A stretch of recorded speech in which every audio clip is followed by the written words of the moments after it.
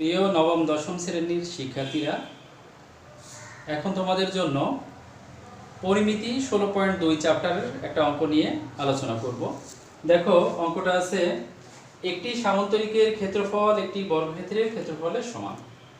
সামান্তরিকের ভূমি 125 মিটার এবং উচ্চতা 5 মিটার। কি বলছে দেখো, একটি সামান্তরিকের ক্ষেত্রফল একটি বর্গক্ষেত্রের ক্ষেত্রফলের সমান। একটি সামান্তরিকের ক্ষেত্রফল একটি বর্গক্ষেত্রের ক্ষেত্রফলের সমান।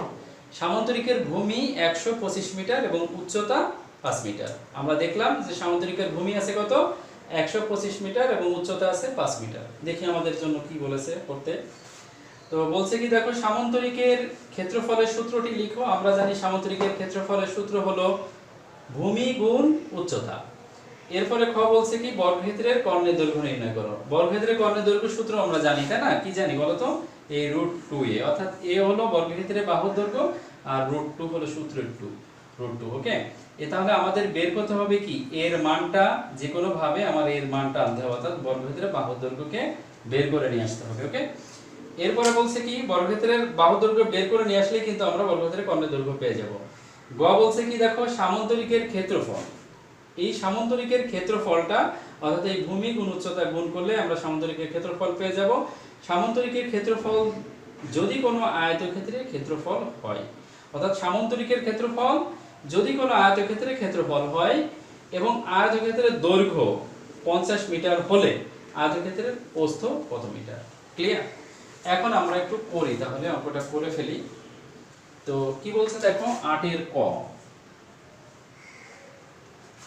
8 এর ক কি, সামান্তরিক ক্ষেত্রের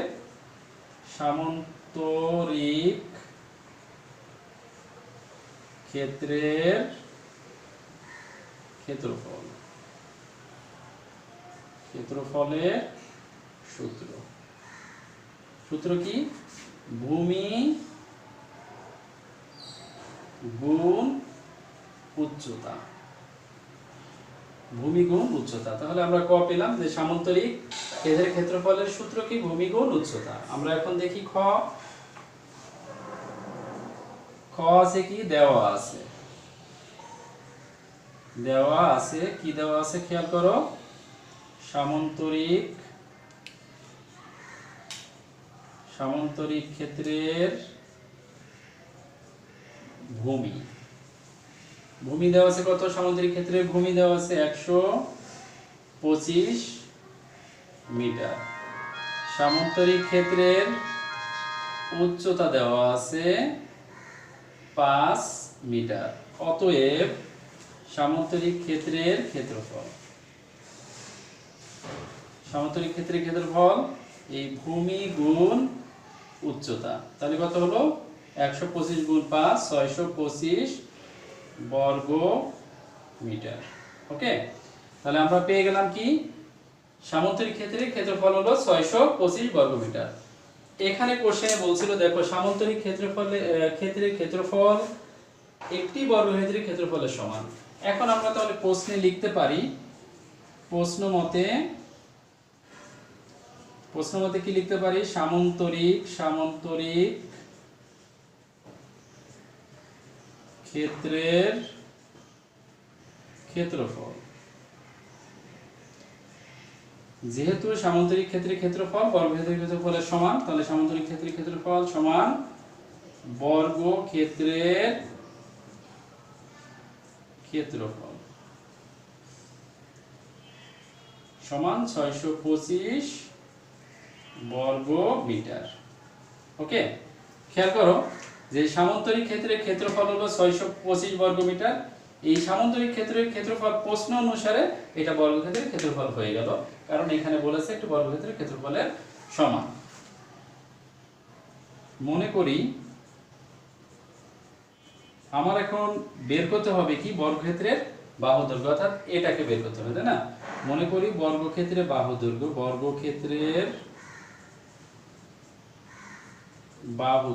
বাহুর দৈর্ঘ্য a মিটার। অতএব বর্গক্ষেত্রের ক্ষেত্রফল, খেয়াল করো, বর্গক্ষেত্রের ক্ষেত্রফলের সূত্র আমরা জানি কি, বাহু স্কয়ার, অর্থাৎ a স্কয়ার বর্গ মিটার। বর্গক্ষেত্রের বাহুর দৈর্ঘ্য কি আমরা জানি, বর্গক্ষেত্রের বাহুর দৈর্ঘ্য a, আর বর্গক্ষেত্রের ক্ষেত্রফল কি, এই বাহুর দৈর্ঘ্য স্কয়ার অর্থাৎ a স্কয়ার বর্গমিটার। তাহলে এই একটা বর্গক্ষেত্রের ক্ষেত্রফল, এখানে আমরা একটা বর্গক্ষেত্রের ক্ষেত্রফল পেলাম। অতএব আমরা লিখতে পারি এই a স্কয়ার সমান 625। তাহলে a সমান কি, বাম দিকের স্কয়ারটা ডান দিকে যে কি হয়ে যায়, রুট হয়ে যায়, তাই না? 625, এই a সমান খেয়াল করো 625 কে তোমরা কি করবে, রুট করে দিবে। ওকে, দেখো 625 কে তোমরা কি করবে, রুট করে দিবে। রুট করলে কত হয়, 25। এখন আমরা পেয়ে গেলাম কি, বর্গক্ষেত্রের বাহু দৈর্ঘ্য অর্থাৎ এর মান পেয়ে গেলাম, তাই না? তাহলে আমরা ইজিলি এখন বর্গক্ষেত্রের কর্ণের দৈর্ঘ্য পেয়ে যাব। অতএব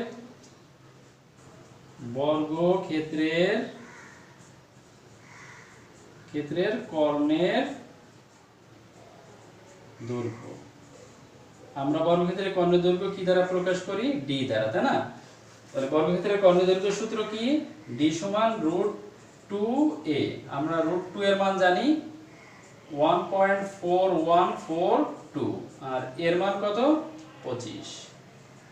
তাহলে আমরা এটার সঙ্গে 1.4142 কে গুণ করে দিলে আমরা পেলাম হলো 35.355 মিটার। তাহলে অ্যানসারটা কি দাঁড়ালো, এই 35.355 মিটার। ওকে, খেয়াল করো, আমি আবার তোমাদেরকে বুঝিয়ে দিই। প্রশ্নটা বলেছিল একটি সামন্তরিকের ক্ষেত্রফল একটি বর্গক্ষেত্রের ক্ষেত্রফলের সমান। তাহলে আমরা খ দেখি যে সামন্তরিকের ভূমি ছিল 125, উচ্চতা ছিল 5, ক্ষেত্রফল ছিল ভূমি গুণ উচ্চতা। তাহলে এইটা হলো সামন্তরিকের ক্ষেত্রফল। আমার প্রশ্ন মতে সামন্তরিকের ক্ষেত্রফল সমান বর্গক্ষেত্রের ক্ষেত্রফল সমান 625।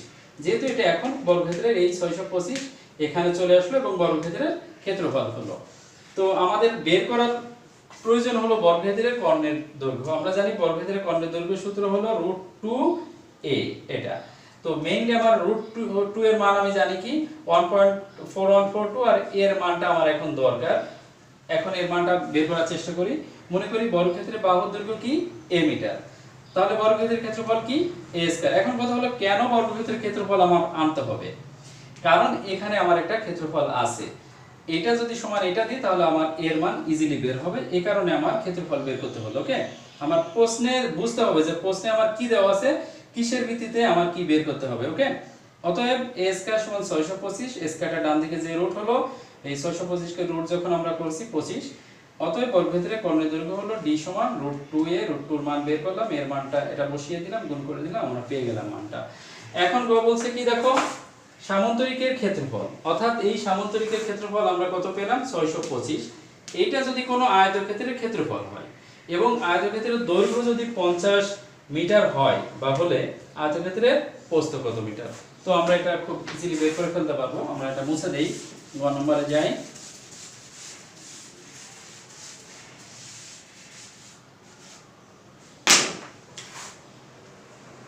গ নম্বর হলো খ অংশ হতে পাই, বা খ হতে পাই, খ হতে পাই কি পাই, সামন্তরিকের বা সামন্তরিক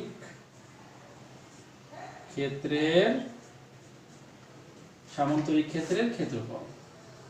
খেয়াল করো, সামন্তরিক ক্ষেত্রের ক্ষেত্রফল কত, 625 বর্গ মিটার।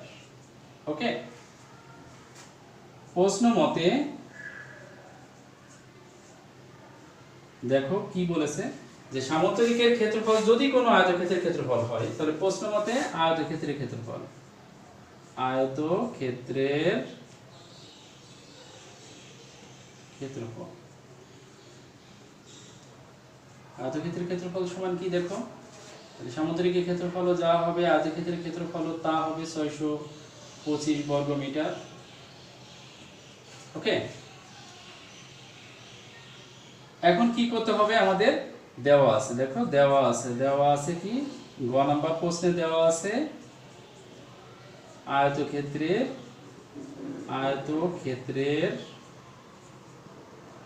দৈর্ঘ্য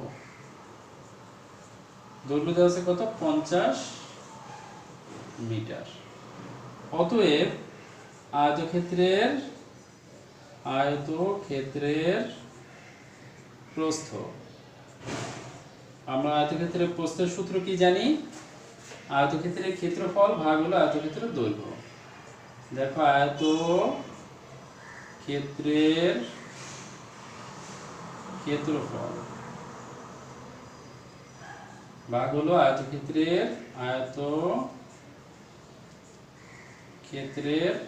দৈর্ঘ্য, তাই না? এখন দেখো আয়তক্ষেত্রের ক্ষেত্রফল ছিল কত? 625, আর আয়তক্ষেত্রের দৈর্ঘ্য ছিল কত? 50। আয়তক্ষেত্রের ক্ষেত্রফল 625 কে আমরা কি দিয়ে ভাগ করব?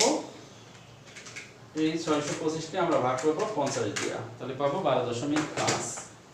তাহলে কত হবে? 12.50 মিটার। ওকে, অতএব আয়তক্ষেত্রের প্রস্থ কত? 12.50 মিটার। অ্যানসার কত? Answer 12.50 metre. তো প্রস্থ লিখতে পারো, এটা আয়তক্ষেত্রের প্রস্থ, আয়তক্ষেত্রের প্রস্থ 12.50 মিটার। ওকে, আমি আবার এটা বলি। দেখো বলছিল গ কি বলেছিল? এটা ছিল গ, এটা বলতেছিল কি যে সামান্তরিকের ক্ষেত্রফল যদি কোনো আয়তক্ষেত্রের ক্ষেত্রফল হয় এবং আয়তক্ষেত্রের দৈর্ঘ্য 50 মিটার হলে আয়তক্ষেত্রের প্রস্থ কত মিটার হবে, তাই না? তো সামান্তরিকের ক্ষেত্রফল আমরা খ হতে পেলাম। এই সামান্তরিকের ক্ষেত্রফলই আয়তক্ষেত্রের ক্ষেত্রফল, এবং আয়তক্ষেত্রের দৈর্ঘ্য দেওয়া আছে কত? 50 মিটার।